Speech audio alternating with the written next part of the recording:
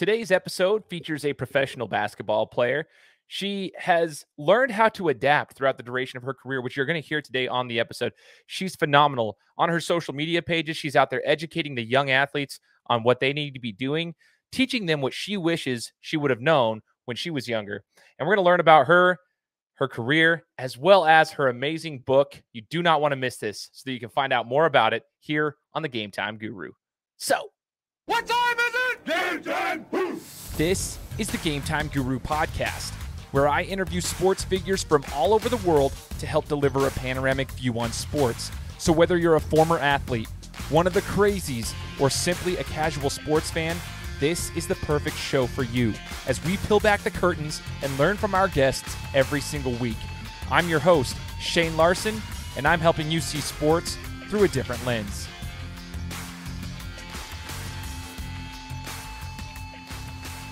What's up, everybody? Welcome to another episode of the Game Time Guru podcast. I am your host, Shane Larson. Excited to be here with everybody today. Super exciting interview for me. This is one of the things that I've been wanting to do is get, more female athletes on the show, people who understand the athletic world from the female side of things. And I really want somebody who has that perspective. And today I get to bring on an amazing guest. And before we get started with our interview, I just want to say thank you to all of our listeners, all the supporters for the last 5 years who have been here with me. If this is your first time listening, first time introduced to the show, that's awesome. Welcome aboard. But for anybody who's ever supported the show, we're now in 92 different countries, 70,000 plus downloads, and it's thanks in large part to everybody who has supported. So if you haven't done so already, I'd encourage everybody who's listening to subscribe to the show on Apple Podcasts and make sure to leave a review so it gets out to more people. But now we're going to get into the interview part, and I'm excited to introduce Rebecca Harris, and we're going to be talking to her about her career and getting to know her a little bit more and what she's doing now and how she's influencing the game still. So, Rebecca, thanks so much for joining us. Hey, thank you for having me. I really appreciate it. So I'm excited. Oh, absolutely. Absolutely. So here's a funny story. I'm going through a TikTok, stream. This is what I do. I like to look at the content creators on TikTok. And Rebecca, which was funny, I reached out to you on Instagram, but I realized, I was like, oh, I've been watching her on TikTok. I had found you on TikTok. You're like an influencer, like you come across on my For You page.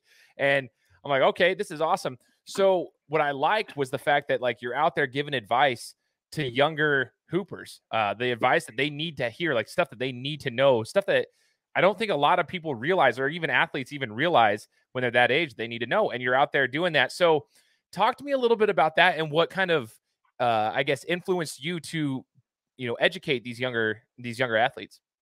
Man, it's crazy that you worded it that way, because I really pride myself on just trying to be the person that I wish I had during that time frame in my life. Because I've been, the athlete in middle school, knowing that I wanted to play at a high level. I've been the athlete in high school, navigating that space of being a freshman, starting varsity and figuring out what's what and how to approach this, how to speak to my coach, because you're so nervous as a young player. And if you're playing varsity, it's like, I don't know what to do. I don't want to step on anybody's toes. And then also, I played junior college and I transferred and played Division I.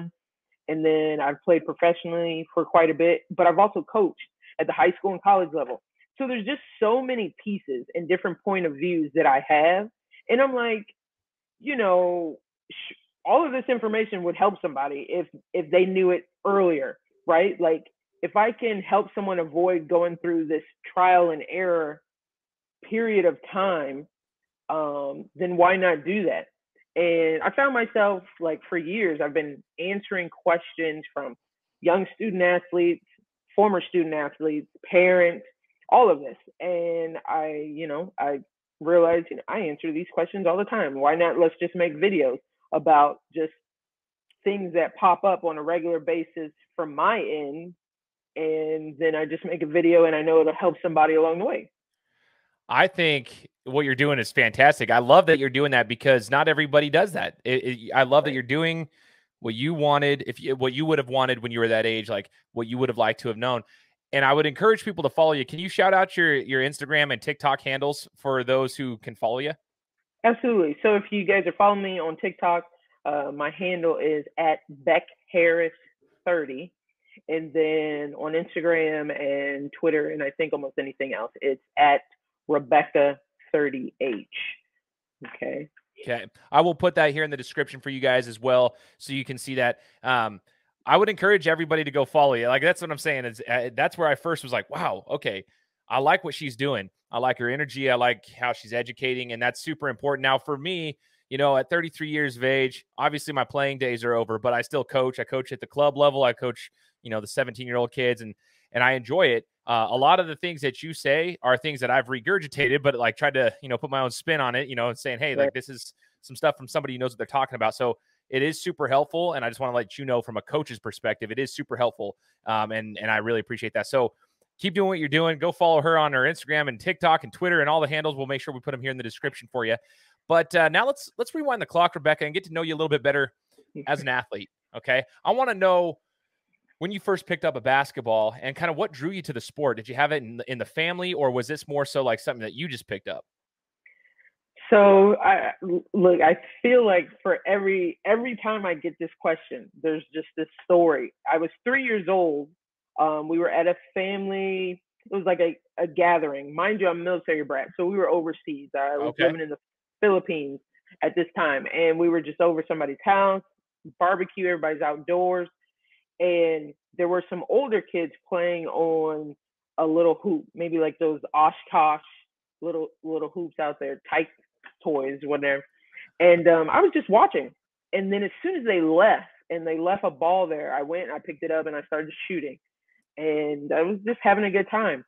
And then like the ball got away from me and it was bouncing and rolling towards the street. An older kid, he might have been 7, like ran after it to go get it. And he was bringing it back to me. I didn't realize he was bringing it back to me. I thought he was like going to steal it. And I think I hauled off and I punched him and told him like to give me the ball back. And my dad was watching in the distance and just started rolling on the floor laughing because he was like, I guess she likes this game. And it was really from that point on, I never really put the ball down. I have an older brother who's 3 years older than me, and the age to play sports on a team is 5. And like, so I had to wait it out. And I'm watching him play and I'm like itching to go. And I'm constantly telling my parents, I want to play on this team. And they're like, you got to wait till you're 5. But that didn't stop me from picking up a ball any chance I could get. There was a little park with a hoop in the back of my house living in the Philippines. And anytime like construction workers were on a lunchtime break, they would be out there playing. And no offense to anybody, but these were short men. And I didn't think much of it, but I'm literally going out there and like, I want to play. Grown men, I'm a 3-year-old, 4-year-old at this time, I want to play. And I appreciate them for being like, okay, here, just come on, here, shoot the ball. I'm granny style and I'm shooting and I'm playing with them like it's nothing. And from that experience on, like, it didn't matter to me growing up. Man, you could be 6 feet, 7 feet tall, all of these things. It did not matter. If you were playing, I was playing. And mostly these were men and boys playing. So that's how I grew up, playing with grown men for a long time. Wow. That's actually, I got a couple things I want to unpack with that then as well. That kind of just stemmed from the explanation there. Growing up with the men, so to speak, that are playing, how did that, I guess, help you? Was it like, I guess, did it feel like there was a transition when you're going in to play with the rest of the females after you're used to playing with these grown men that are probably like bigger in stature, just naturally, physically bigger? Did that change the way that you played when you started playing with females like throughout the rest of your career? I was like so against it for a long time. Oh, really? And that was because, so growing up overseas, like there wasn't a girls team and a boys team. They were integrated, co-ed for the longest time. And my parents made it their mission to make sure that I was in the States by the time I was about to hit high school. So I got here like near the end of 7th grade. And that was the first time that I had really been on a team that was like, hey, automatically all girls. And I was like, what is this? Why is this the case? Because I was also like leaps and bounds better than most of the girls on my team. And so at first it wasn't fun, but not only that, I was introduced to so many new things moving to America of being new. Now I'm in a school where we're almost a high school, and now you're dealing with some other things of like mean girls and stuff like this. And I'm like, I don't want to be around these girls. But I saw a significant difference immediately. Um, where I'm being invited everywhere to play with the guys, and they're like, "Hey, this is the new girl, but she can hoop," and that was always my introduction to meeting new people. Anytime we like moved, was I didn't have to say anything. If I saw people hooping, can I play? And I let my game speak for itself. But it was certainly a difference. Um, and it was a hot topic for a little while of like, here's this new girl and she plays so much different than everyone else. And what will her path be? Because, I just look different. And I appreciate that. It worked well for me. And I still hoop with a lot of the guys that I first started hooping with, the adult guys, when I first moved to the States. I think I give them a shout out in my new book. And so yeah, look, they need to read it and get one before I tell them all who's in it. But all right, I like that, and we're going to talk about this book here in just a second too.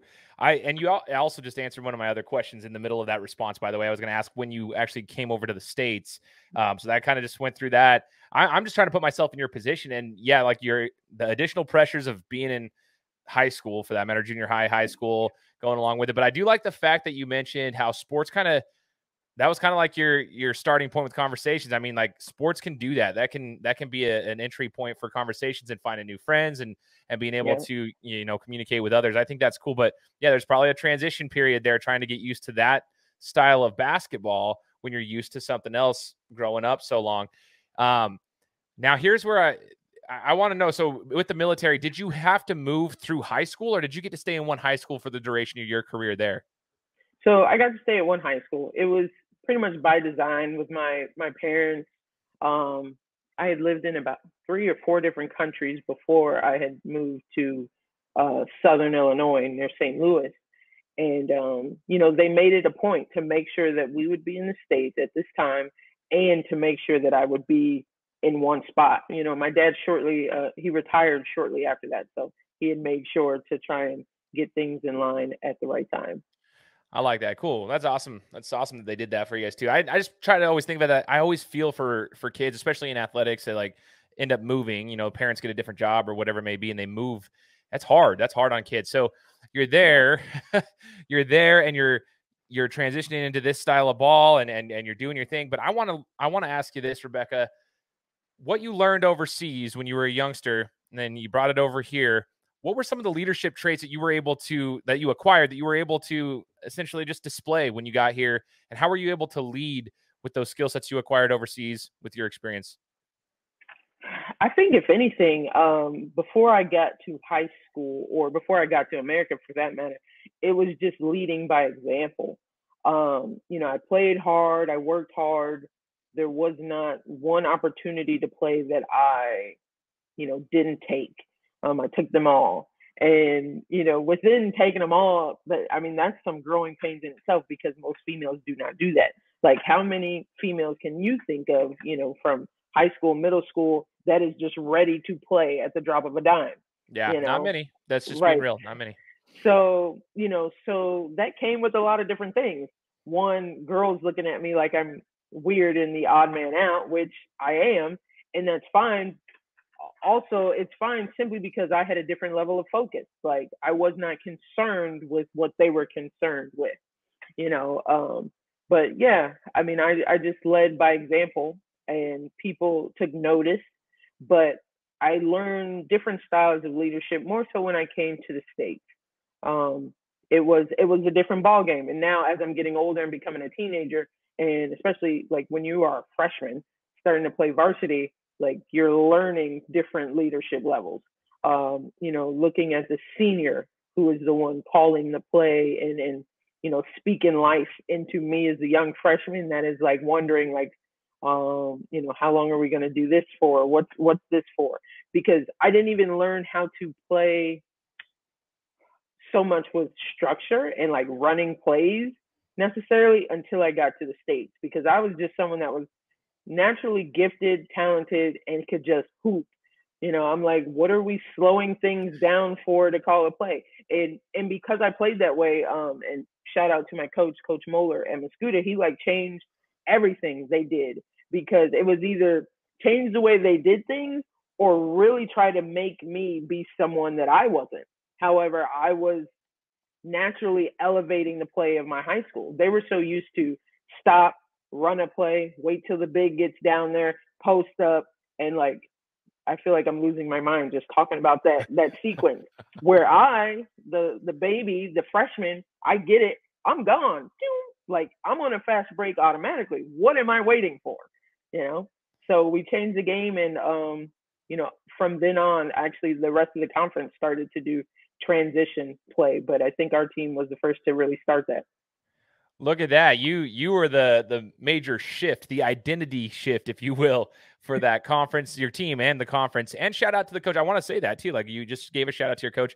The coaches that can realize that, they're few and far between. That's why we have like some coaches are elevated over others, in my opinion. We all know that if we played sports.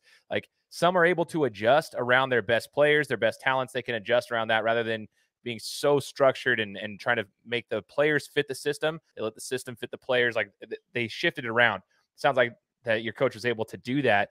And that's actually super important. I wanted to ask you about coaching, and what you feel in your career, whether it be through, middle school, high school, and even in the professional level, college and the professional level. What was like the best advice you ever got from a coach, or the best life lesson you received from a coach when you were playing, not necessarily coaching, but when you were playing under somebody? What was the best advice or the best life lesson you learned from someone? Man, I've had so many at this I'm point. sure. With just like things you look back on and been like, yeah, I understand now. That was very helpful. But if anything, it was as simple as a coach telling me to just play my game. When you elevate, you go to a new level, you play with a different coach. Sometimes you might get a bit of anxiety of like trying to figure out what's next or how can I play for this coach. Like you're trying to read them. You might even have like a real conversation with them, but certain things around you just doesn't make you sure of, are you doing the right thing? Is this what they really want from me? But when I had, and several different coaches, well, thank you, all of them, have pulled me aside at certain points to be like, look, just play your game, and not worry about these other things. And someone like me, I appreciate that, because that allows me to know that I have, one, room to make mistakes, but two, like I don't even have to worry about that. I feel like they're confident enough in me, which obviously builds your own personal confidence, to know that if I do make a mistake, don't worry. I know that you're going to make up for it 10 times over with your defense, with an offensive play, with getting somebody the ball, whatever the case may be. So, that goes a long way. Those type of just small conversations go a long way between a coach and a player. But not only that, like I'm a point guard, so I need to hear certain things where a coach is telling me just play my game, and letting me know that it's okay to lead in the way that I do, because they have a certain level of trust with me. I love that. I love that. And it's good for me to know as well as I try to grow my coaching career. Just understand, like, instill the trust in your players, and make sure they know that sometimes too. I just always have loved it, whether you're a boss at a corporation or you're a coach of a team. I think it's always important if the players have the trust in you too, and they just have that, they feel like it's a personal connection, not just a business transaction every single time you talk. I think that's huge too. And I think that's what kind of falls into what you're saying as well. Just like being able to let you know, okay, they understand who you are. They know who you are. Now I got a question now that I've been thinking about. Like I come up with all these questions when I'm about to interview a guest. And for you, I think you can give a lot of insight to some athletes, especially ones that I'm around here in Idaho. So in Idaho, we've got stellar athletes. The problem is, like a lot of states in the country, they don't get a lot of exposure. And so, we're trying to do a little bit more about, getting them out there. But a lot of them go the junior college route, especially in basketball. It goes junior college first, and then they, go out. We don't get a lot of guys with D1 offers coming out of Idaho. That's just the reality of it. But with that being said, their attitudes, Rebecca, tend to be like, I don't know. I just think across the board, I'm not going to say everyone, but I mean, it is a lot of them I've seen and I've heard. They're frustrated with it. They're like, oh, I'm going to go junior college and then I'm just going to dominate there. And then I'm going to head out to a D1. From someone who's been able to do that, I want to know some advice that you would give to those guys, because what I have seen is those people that have those attitudes, they typically go to the JUCO level thinking they're just going to dominate. They realize, no, the junior college level has some amazing athletes as well. They end up not being able to adapt quickly enough. They got 2 years. They don't prove themselves, and then they have no offers. And I see a lot of them just drop off after that.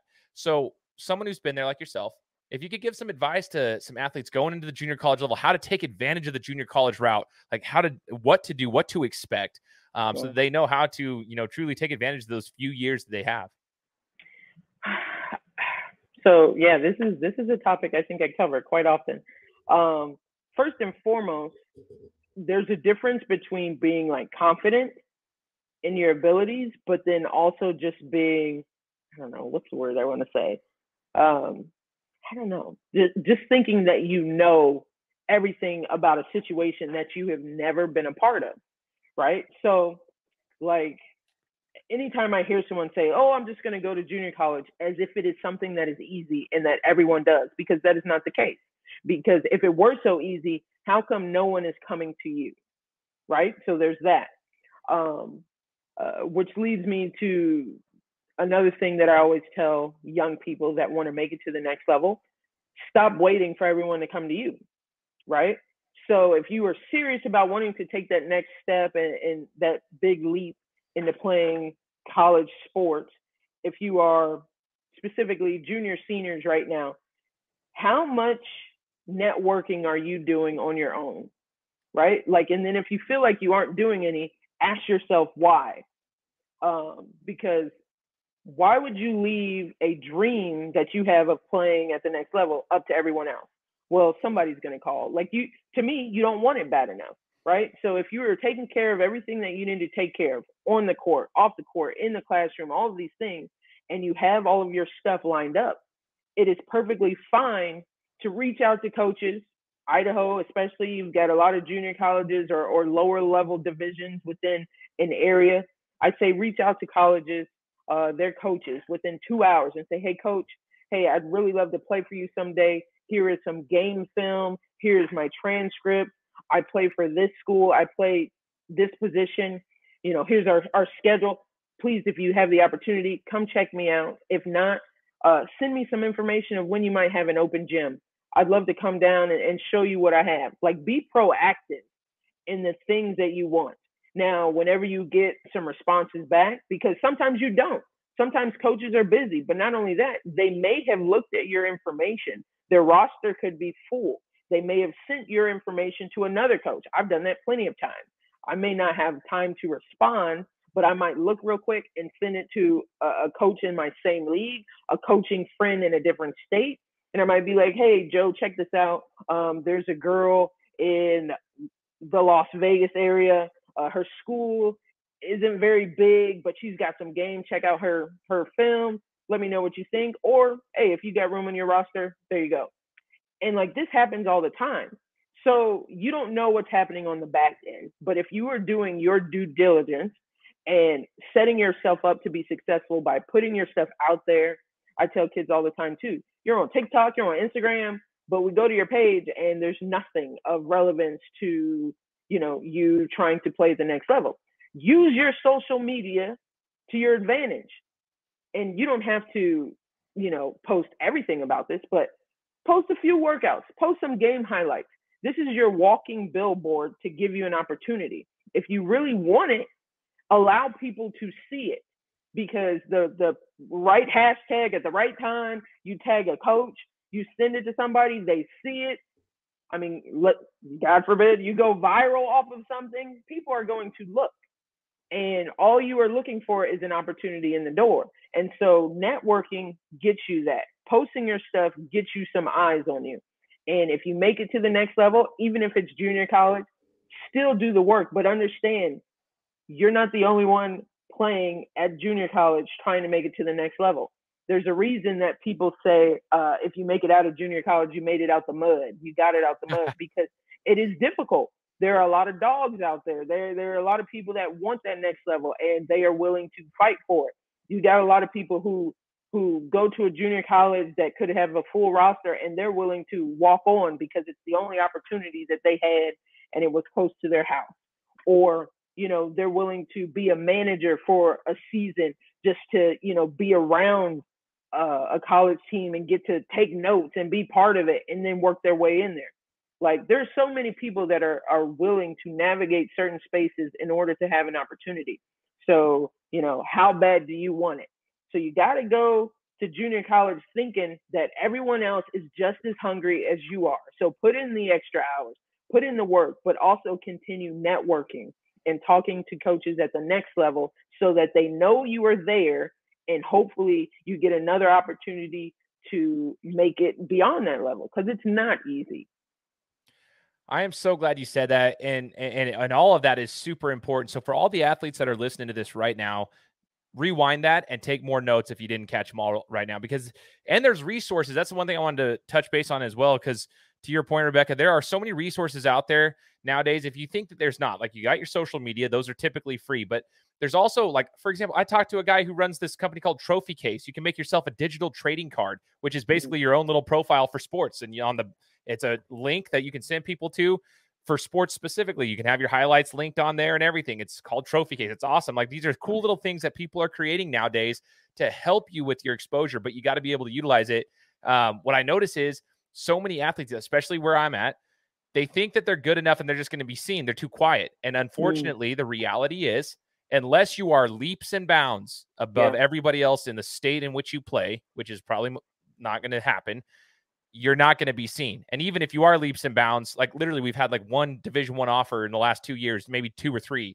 And that's it out of all the hoopers here in Idaho. And there's some good ones. So I want everyone to understand that, like, do exactly what Rebecca just said. Network. You got to get out there, get out of your comfort zone. If that means that you're like, oh, I'm scared to talk to coaches. Well, you better get used to that. Like, that's what you got to get used to for the next level. So I appreciate all the insight there. As you went through the junior college to the D1 level, talk to me about the transition in that level, as far as like from your skill set to, like, was there a difference in speed of the game? Was there a difference in the college life itself, like being a student as well? Everything was a transition. And I tried hard to prepare myself for it, but I mean, you don't know until you know. Right. The biggest thing that I did for myself to prepare was actually within the classroom. So going to a junior college, classes are usually smaller. You might have 20 to a classroom and a professor, and they've got classroom hours where they're just sitting in an office hours where you can just, hey, Mr. Smith, I'd love to speak to you about this assignment. Can we have some one-on-one time? And it's much easier to navigate that. When I was at the junior college level, I took advantage of all of that. We had study hall hours. It didn't matter. I was making sure that I got like 30 hours in a week because I was making sure, for me, I knew I was going to the next level. I was confident and I was going to do everything I could to make sure I got there. And when it comes to junior colleges, unfortunately, there's a stereotype that is associated with it as if grades are a problem for everybody at the junior college level.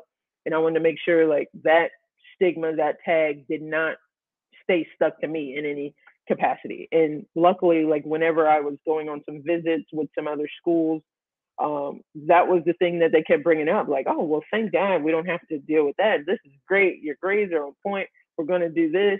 And I was like, okay, phew, we're good there.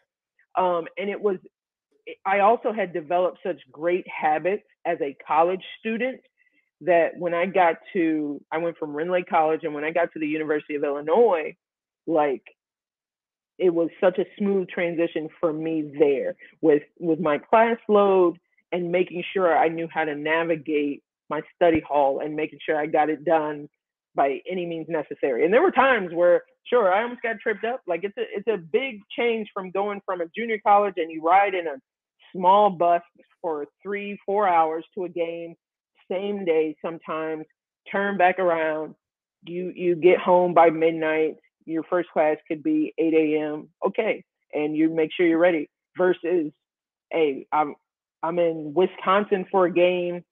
After the game, we're supposed to fly home. You get snowed in at the private airport. We're sitting in the airport for 3-4 hours. I have an exam the next day. There's no snow in Illinois, but we cannot get out of Wisconsin yet. Finally, when we get out of Wisconsin at 6 a.m., I have an exam at 8 a.m. We land 7:30. I'm hauling my butt to class, but I was prepared because I'm looking at it like, let me take advantage of the time we're stuck in the airport. I'm going to study. I know I have an exam. I have things to do. And I'm tweaked my mind to be like, okay, this is the circumstances. We're going to deal with it. While, some of my other teammates who, no knock on them, but I was the only junior college transfer. Oh, wow. They don't know what it's like to go from, humble beginnings to the big stage. And they're just looking like, oh, I'll figure out what to do next, or I'll, and I'm like, no, I don't have any other option. We're going to get this done. But like, you have to do the best you can to prepare yourself. But I would also say, reach out. This is another part of networking. If you know anyone who has ever transferred from a junior college to Division I, try and find them, pick their brain, ask them as many questions as you can about that transition. But also, if you know where you are going to go ahead of time with enough time to kind of maneuver some things, make sure that you have all the resources you might need in place. Like, I need to know where the study hall room, who is my first point of contact if I need some guidance here. Making sure you know where all your classes are, because that campus life for a big university is something much different, going from like 3 buildings for junior college to 80, 200 buildings, 50 of them you will never need to know what's in there. It's a very different ballgame. Oh, man. Some people will never understand it until they get there. But being on a campus, like even at Boise State University, which is where I graduated, is like you got one class over here that ends and you're like, oh, I got 15 minutes for my next class. Well, your 15 minutes, you better be sprinting. Woo! Because it's on the opposite side of the entire thing. Like, that's crazy. It's they don't understand. Can't even imagine. So, Rebecca, as you got through your college career with Illinois, which is, by the way, like, that's awesome that you were playing in Illinois. I geek out about this stuff. I'm a Buckeyes fan. They call me the Boise Buckeye here. So I love like bigger schools. I love to talk about bigger schools because I was born and raised here with Boise State. Love them. I'm a Boise State alum, but I'm also a huge Buckeyes fan. So I love the big schools. I like to talk about them. And I just think it's cool that you had that opportunity because, like you said, that you've got like luxuries there. A lot of these universities have some great facilities, some great access to a lot of cool things. But at what point did you decide you knew you were going to play at the professional level? And when you decided that, the question I have is the professional level for women. It's a little bit different of a discussion than it is for men. And that's what I want to get into, because men, it's like they look down upon going overseas. Whereas sometimes for women, it's almost a better option, or it was at one point. I think the WNBA started to get a little bit better here in the States, but overseas was almost like a better option at one point. So I just want to get pick your brain a little bit about your professional career and kind of the decisions that were made there. So with each level that I had entered of playing basketball, I grew more and more confident. I was like, okay, we can keep this going, just continue the work ethic, put in the time and effort, and still continue to make connections, and let's go. I also knew that growing up, any professional women's basketball players that I had any idea about, I knew that they were at the Division I level first. Like, it was rare then, much rarer then than it is now. But even still now, it's still on the rare side for someone that is not from the Division I caliber, so to speak. I'm using air quotes, to play professionally and play overseas, and certainly play in the WNBA. I don't know, off the top of my head, I don't know if there's one or two that didn't play Division I that is in the WNBA. But anyways, I for sure made my decision on, hey, I want to play professionally when I was a senior at U of I in the middle of our Big Ten conference tournament. I had led my team on this crazy run. We were the 9th seed, and we made it all the way to the championship game. We actually lost by a buzzer beater to Purdue. I feel some type of way. Yes. But we had beat, all the teams that they thought we were supposed to lose to. We beat Ohio State. We beat Michigan State, we beat Wisconsin, and then in the championship, we lost to Purdue by a buzzer beater. But within that, like, my stock had rose, where my team we're getting all the way to the conference championship. People are noticing me a bit more, because during the regular season, I think I was averaging maybe 10 points, 5 assists, something simple. But then in the Big Ten tournament alone, like, I went to 17, 18 points, 7 assists and steals and whatnot. So my stock rose. And I had a conversation with my coaches, like, hey, after this, I want to continue playing. During my senior year, we had it was a new coach, Coach Law, and she had just came from being the assistant at Rutgers right when they had played University of Tennessee in the championship game, NCAA championship game. So I knew that she knew people, and I knew that, she had some WNBA players under her belt. So I let it be known, like, hey, whatever happened, I want to continue playing after this. And so everyone on the coaching staff put the word out, and got a hold of agents and just, their network of people. And from there, I was given my opportunity at the end of that year to play overseas. And yeah, on the women's side, playing overseas it's big, right? Like, it was until this past year and a half, right. It has been much bigger than playing in WNBA, and that is due to, like, the money, certain resources, and things of that nature. And a lot of other countries have a different level of appreciation for their women's basketball. I know there are some countries that love their women's basketball more than they love their men's basketball. And, that's a blessing, because that is a fight that we fight all the time as female athletes, just wanting to be recognized and respected for our craft, of being professionals. We put in a lot of hard work. And the season for a professional female basketball player is pretty much all year round. Like, you go from August to April of playing overseas, and then literally within a week of April, like, being home, it is the summer season. And I say the summer season because that's the WNBA, but also there are some other leagues a bit smaller than the WNBA, obviously, that that women play in. I play in the GWBA, and I'm competing against people that I would see you overseas, or we've been teammates, or because the WNBA only has room for 144 players right now. There are active talks about expansion. They just got more money and more benefits within the league. But where do you think everyone else goes? You know what I mean? Like, yeah. everyone else is figuring out where to play overseas. And then if there are things within the states that they want to try and stay home for, or need to do during the summer, they're still looking to be active and play at a high level. There are some leagues that take care of that as well. So, yeah.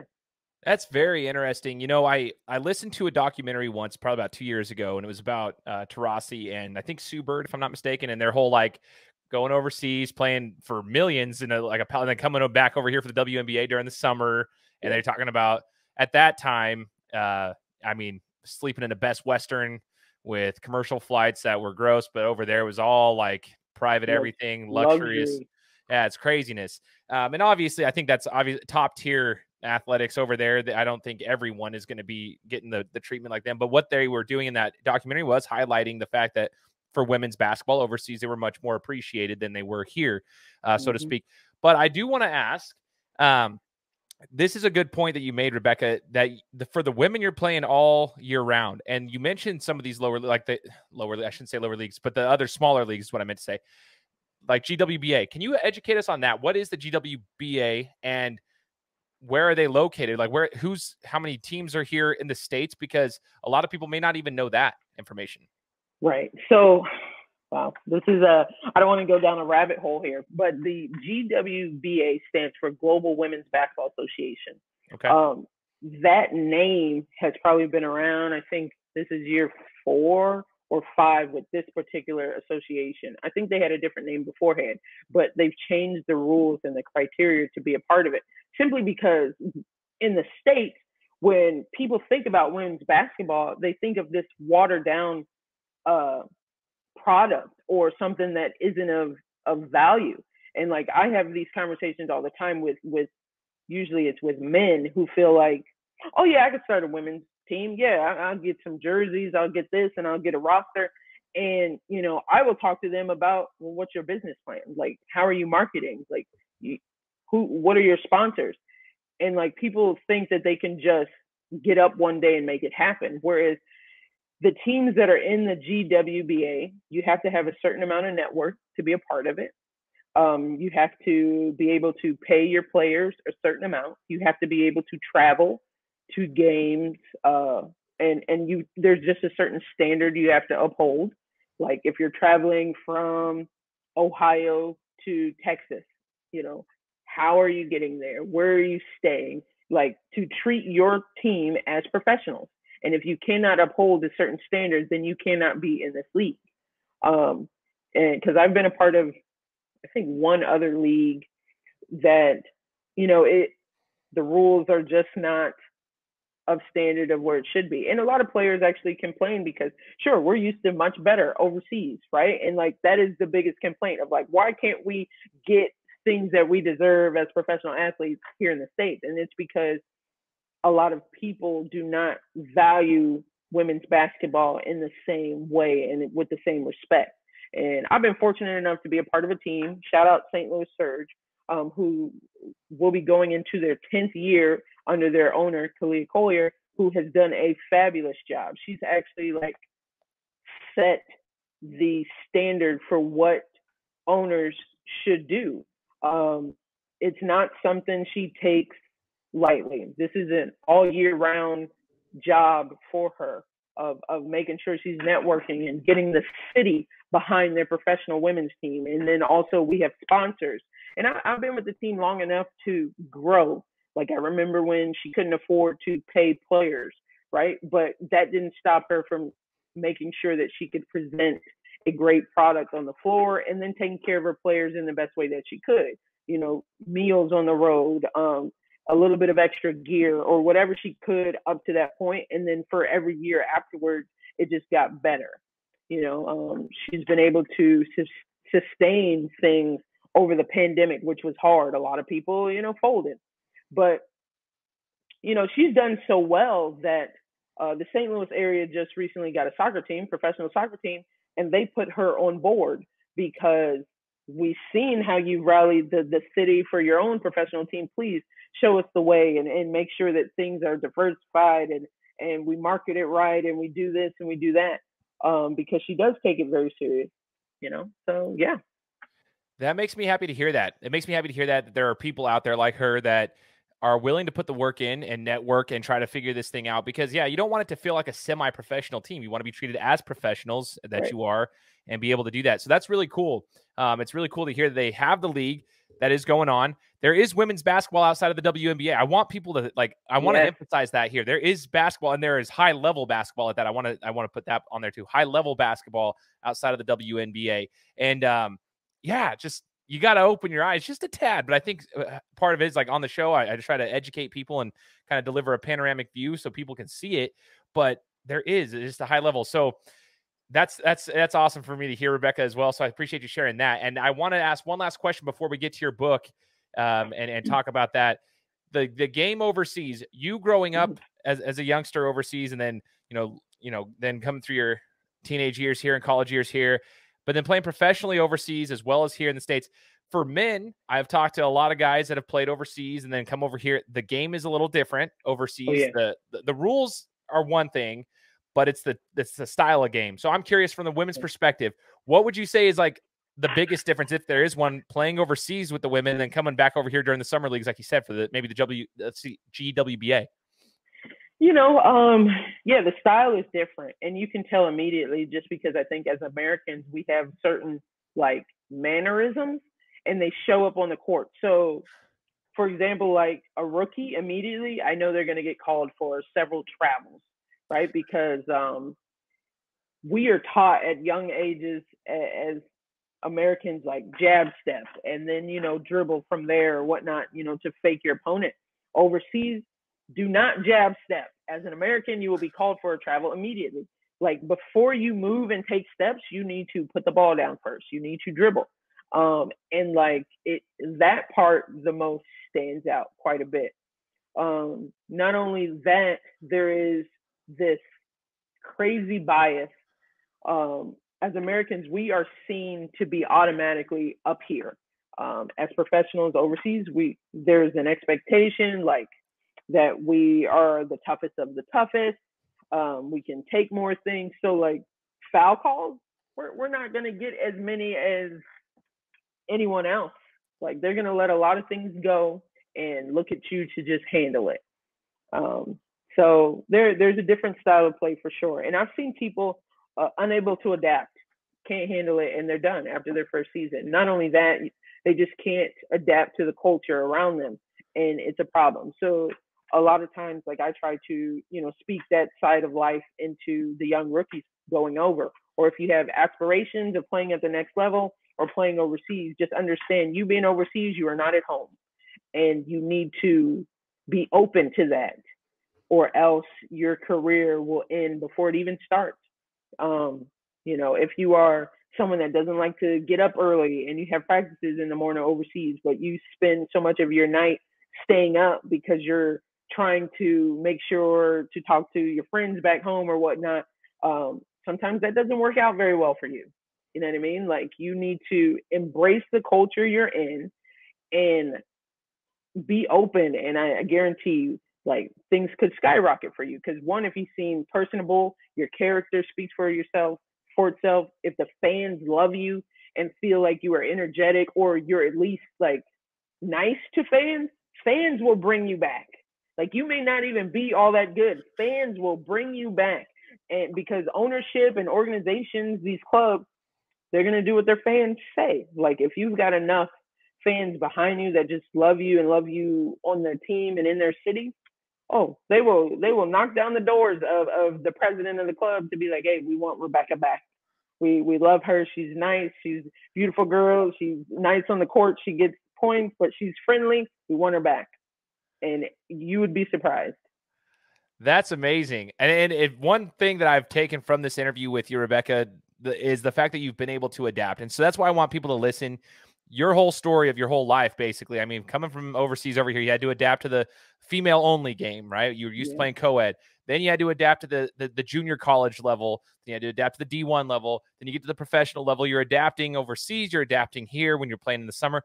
Adapt. And if you guys can adapt as athletes, you do learn those skill sets. You acquire those skill sets. If you if you implement those into your life, you'll have a better opportunity at that next level. To wrap it up, Rebecca, I want to talk about your book. How Bad Do You Want It? Talk to us about your book, where we can find it. I want to know more about this and where the listeners can actually find it, because I myself will be getting myself a copy. So I want to know more about it. Well, thank you very much. So I've got How Bad Do You Want It right here. You can get it on my website, Rebecca30harris.com. And really, I found myself answering the question, any question that a young student athlete would hit me with about trying to reach the next level. And I would simply just ask them, well, how bad do you want it? Because there are several different ways to make it happen, but are you willing to put in the work? Sometimes it's not always the most talented kid that gets the opportunity. It's the kid that is willing to do the extra, go the extra mile, put in extra work, be at practice earlier, have those conversations, those awkward conversations with your coach to pick their brain, understanding that you need other people in order for you to make it to the next level, networking, building relationships. So it just came about where I found myself actually in the back of a bus on a road game. This was about 2 years ago. I was in Germany. We had a road game, long road game, 7 hours. And I was checking my phone, and I received a DM, like I kind of do on a regular basis, from a young lady who was asking me questions about going to junior college and trying to get to the next level and what she could do and how I made it. And I answered her, no problem. And then I just realized I had about 6 more hours left on this bus.